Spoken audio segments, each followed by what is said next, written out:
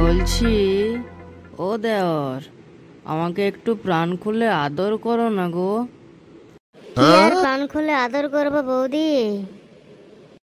আমার যে গাটা পুরো সুড়সুড়ি দিয়ে উঠছে দেওর, আমাকে একটু আদর না করলে আমি তো আর থাকতে পারছি না। তুমি তো বুঝো সবই নাকি? উম, তুমি আবার বগল তুলে দিলে কথা বলছো বৌদি? জানো না তোমার বগলে খুব গন্ধ ছাড়ে? সে না হয় একটু গন্ধ ছাড়ে ক্ষণ, তা বলে কি তুমি আমায় প্রেম দেবে না? আমাকে কি একটু আদর করতে মন চায় না নাকি তোমার?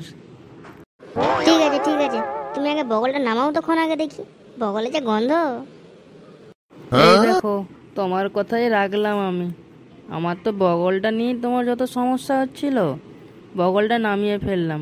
আর তো গন্ধ ছাড়বে না। এবারে একটু আদর করো দেখি। তোমার কপালটা কত ভালো বৌদি, তুমি আমার মতো একটা হ্যান্ডসাম দেওয়ার পেয়েছো। আমার ওই বুড়া দাদাকে নিয়ে তোমার তো কিছু কাজই চলে না। তো আর ওই বুড়া দাদা তোমাকে আদর করবে? সবই ঠিকই আছে, কিন্তু আমার কাছে একদম বগল তুলবে না, না হলে কিন্তু আমি আর আদর করতে পারবো না তোমাকে।